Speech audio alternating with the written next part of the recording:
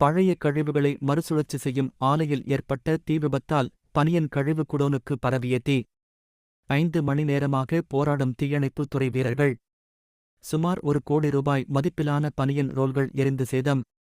திருப்பூர் மாவட்டம் பல்லடம் அருகே கார்த்திக் என்பவர் பூமலூரில் கட்டிடத்தை வாடகைக்கு எடுத்து பழைய பனியன் துணிகள் சேகரிக்கும் குடோன் வைத்துள்ளார். இவரது குடோனுக்கு அருகில் இப்ராஹிம் என்பவர் பழைய பஞ்சுக் கழிவுகளை மறுசுழற்சி செய்து நூல் தயாரிக்கும் ஆலை நடத்தி வருகிறார். இன்று காலை 3 மணி அளவில் நூல் தயாரிக்கும் ஆலையில் ஏற்பட்ட திடீர் தீ விபத்தால் ஜன்னல் வழியாக அருகில் இருந்த குடோனுக்கும் பரவி பற்றி எரியத் தொடங்கியது.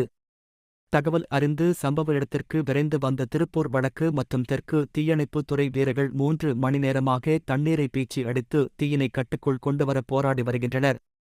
இந்த தீ விபத்தில் குடோனில் வைக்கப்பட்டிருந்த சுமார் 1 கோடி ரூபாய் மதிப்பிலான பனியன் துணிக்கழிவுகள் மற்றும் பனியன் ரோல்கள் எரிந்து சேதம் அடைந்துள்ளது.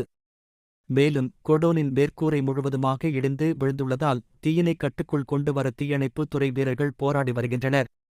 மேலும் கூடுதல் தண்ணீர் லாரிகள் வரவழைக்கப்பட்டு தீயினை அணைக்கும் முயற்சியில் தீயணைப்புத் துறை வீரர்கள் ஈடுபட்டு வருகின்றனர். ஜேசிபி இயந்திரங்கள் மூலம் எரிந்து சேதமடைந்த பனியன் துணிகளை அப்புறப்படுத்தும் பணியும் நடைபெற்று வருகிறது. மேலும் தீ விபத்தில் தப்பிய பனியன் ரோல்களை அங்கு பணிபுரியும் தொழிலாளர்கள் அப்புறப்படுத்தி வருகின்றனர். குடோனுக்கு அருகே இயங்கி வந்த நூல் தயாரிக்கும் ஆலையில் முறையான பாதுகாப்பு வசதிகள் இல்லாததே தீ விபத்திற்கு காரணம் என முதற்கட்ட விசாரணையில் தெரியவந்துள்ளது.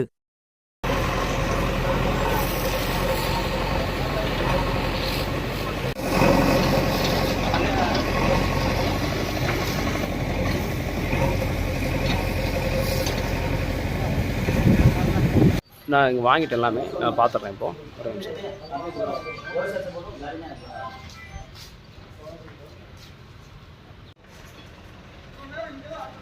பின்னாடி வாங்க.